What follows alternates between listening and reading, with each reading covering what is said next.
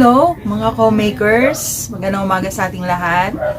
Sa araw na ito, ang pag-uusapan natin ay tungkol sa mga kapalpakan. Sabi nga, nobody's perfect. Ganon din sa mga gumagawa ng sabon. Lahat na yata ng mga gumagawa ng sabon na nasa YouTube, lalo na yung mga talagang big time na sila ay may mga stores na talaga. Sinubaybayan ko yung kanilang paggawa ng sabon at nobody's perfect. Meron talagang mga nasisira sabon. So, yan po ang pag-uusapan natin kung paano po natin i-repair.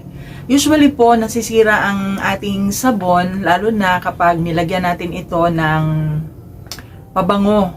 At may mga pabango na paglagay mo sa iyong mixture ng sabon ay agad-agad itong tumitigas. Kaya nga minamadali natin itong ilagay sa ating hulmahan at minsan inaabot na talaga tayo ng pagtigas nito.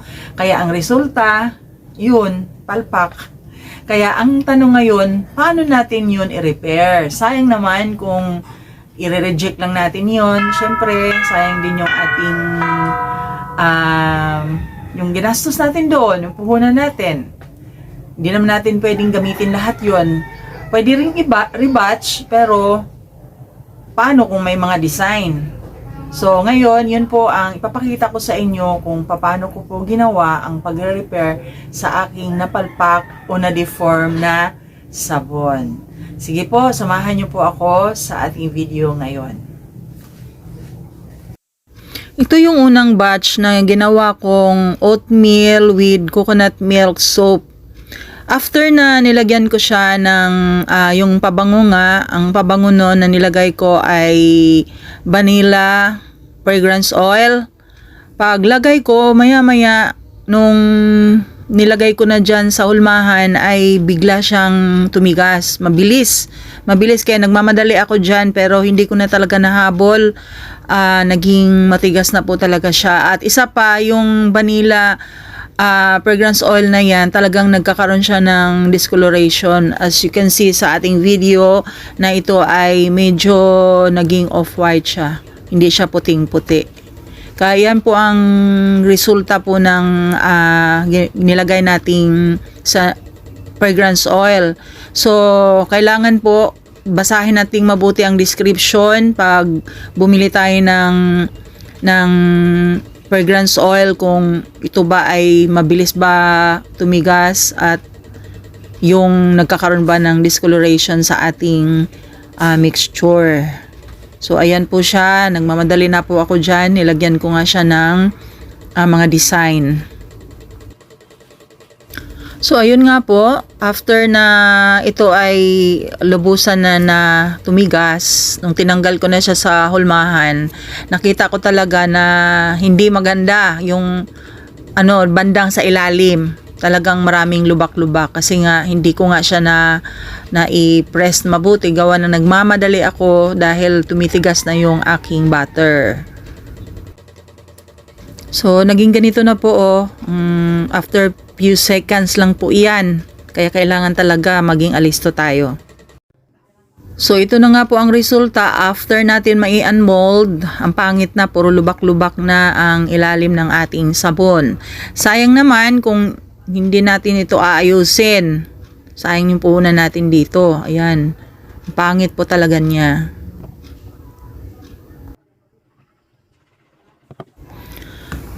So, ganito lang po ang ginagawa ko. Ito pong mga scrap na ito, yung mga tinanggal ko sa mga gilid-gilid, ay yan pong gagamitin natin. Ito, kailangan natin ng konting tubig, tapos ilalagay natin dyan sa mga butas. Tapos, yung maliliit na particles na ating scrap na sabon, ay ipipress nating mabuti dyan sa mga lubak-lubak. Yan. Tapos, medyo i-moist natin siya ng konting tubig. Tapos, i-press natin mabuti para sumiksik siyang mabuti doon sa pinaka ilalim. At i-rub natin ng i-rub para medyo kuminis gamit ang konting tubig. Yan.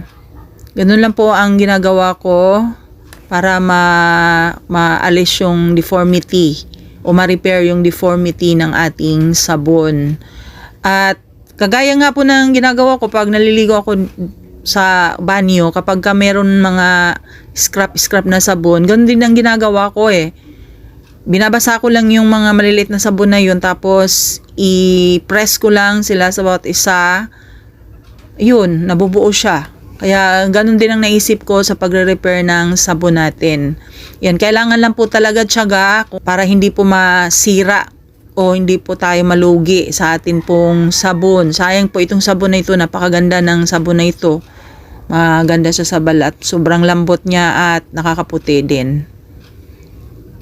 Ayan po, ganyan lang po ang ginagawa ko. Yan siya.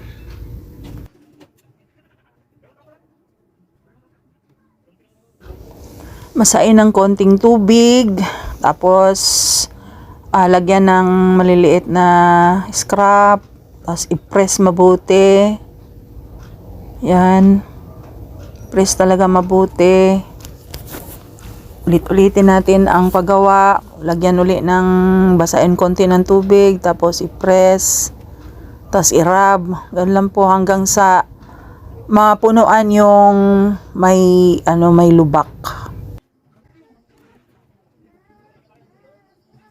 So ayan, pagkatapos naman ay tanggalin natin, hiwain natin yung mga excess, yung mga nakaumbok. Ayan, dandahanin natin sa paghiwa o tanggal sa pamamagitan ng kutsilyo. Kikinisin natin yan. Kasi syempre nag-umbok-umbok yun. Yan. Yan ang pinaka final.